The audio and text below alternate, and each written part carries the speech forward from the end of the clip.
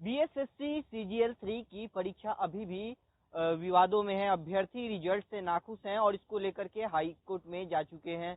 हमारे साथ कुछ अभ्यर्थी हैं जो मामला दायर किए हुए हैं, हम इनसे जानेंगे।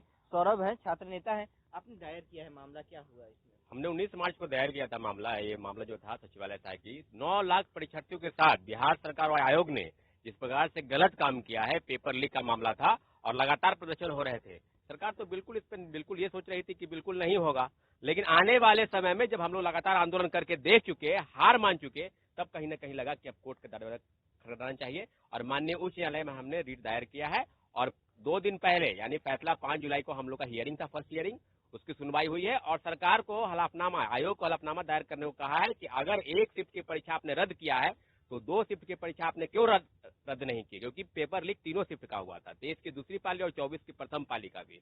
तो माननीय उच्च न्यायालय की अगली जो हियरिंग होगी 19 तारीख तय हुई है और हमको पूरा भरोसा है कि 9 लाख परीक्षार्थियों के साथ माननीय उच्च न्यायालय उसके छात्रों के हक में फैसला लेगी और परीक्षा पर जो मुख्य परीक्षा है उस पर स्टे लगाएगी और आने वाले समय में भी पीटी की जो परीक्षा है वो जरूर होगी, निश्चित रूप से होगी। बिल्कुल, जो अभ्यर्थी हैं वो ट्रांसपेरेंसी कम होने का भी आरोप लगाते रहे हैं। हमारे साथ है पिटिशनर है, मामला क्या ये इतने सारे मामले कागज लेकर के? देखिए, मेरा नाम सूरज सिंह तोमर है और मैं भी इसमें पिटिशनर हूँ। सबसे पहली बात है कि आयोग पारदर्शिता नहीं बरत रही है। 28 दिसंबर को आयोग का एक नोटिफिकेशन आता है जिसमें कहा जाता है कि ठीक है, अगर 2 शिफ्ट का और पेपर वायरल हो रहा है तो आप चाहे अभ्यर्थी है, अभिभावक है या फिर कोई अन्य नागरिक है, आप विभाग को, आयोग को मेल के द्वारा, डाक के द्वारा 3 दिन के अंदर भेजिए ताकि आप सहयोग करें जांच में और हम लोग पकड़ पाए कहाँ पर गड़बड़ी हुई है। अगर ऐसा कुछ होगा तो अभ्यर्थी के हित में निर्णय लिया जाएगा। मैंने उस दिन भेजा था उनको, आयोग को, आपत्ति पूरा 24 सितंबर को जो हुआ है, 24 सितंबर को, उस आपत्ति को भेजने के बाद आयोग ने, बहुत सारे अभ्यर्थियों ने भेजा, 3 दिन के बाद फिर क्लैरिफिकेशन मांगता है, 6-7 क्वेश्चन पूछा जाता है और लास्ट में ये लिखा जाता है कि अगर 3 दिन के बाद, 3 दिन के अंदर आप रिप्लाई नहीं देते इन सारे प्रश्नों का तो ऐसा माना जाएगा कि अपने स्वार्थ सिद्धि की वजह से आपने ऐसा किया है और माना जाएगा कि आप ही इसमें संलिप्त हैं। उसके बाद जब हम भेजे हैं तो आप ये देखिए, आप इसको देखिए, बिहार एसएससी पटना है, बिहार एसएससी पटना है। हम पूछे हैं उनसे कब, 24 अप्रैल को, कि विज्ञापन संख्या 1/22 तृतीय स्नातक संयुक्त स्तरीय प्रतियोगिता परीक्षा के द्वितीय और तृतीय चरण की परीक्षा के प्रश्न पत्रों के वायरल होने के संदर्भ में आयोग द्वारा 28 दिसंबर को निर्गत नोटिफिकेशन का आलोक में आप ये सूचना दीजिए। हम उसमें पूछे कि अभ्यर्थी या आम लोगों द्वारा आपको जो सेकेंड शिफ्ट और थर्ड शिफ्ट का जो भेजा गया है उसमें कौन कौन सा प्रश्न पत्र था, कौन कौन सा ग्रुप का था।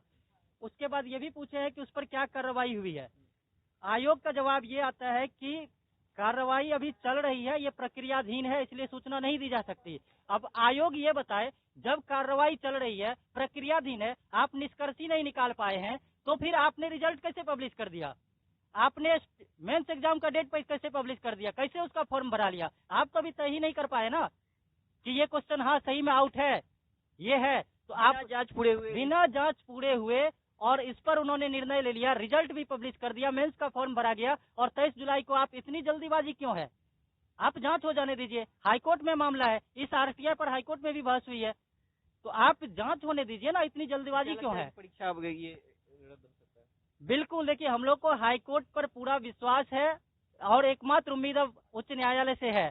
न्याय में पे ही सभी को भरोसा है, सत्यमेव जयते होता है, ठीक है, कहा जाता है, तो हम लोग को भरोसा है। लेकिन आयोग की जल्दीबाजी कहीं ना कहीं ये बता रही है कि आयोग में का जो दाल है ना, उसमें सिर्फ काला नहीं, पूरा दाल ही उसका काला है। बिल्कुल, तो कहीं ना कहीं आयोग के ऊपर जो अभ्यर्थी हैं वो भ्रष्टाचार का आरोप लगा रहे हैं और इनका कहना है कि बिना जांच पूरे हुए क्वेश्चन लीक का रिजल्ट जारी कर दिया गया और मामले में हाईकोर्ट की सुनवाई चल रही है और उम्मीद है कि परीक्षा पर स्टे लग जाएगा, ऐसा अभ्यर्थियों का कहना है। अभ्यर्थी आरोप लगा रहे हैं बीएसएससी पर ट्रांसपेरेंसी के अभाव का। ईटी विभाग के लिए पटना से कृष्ण नंदन।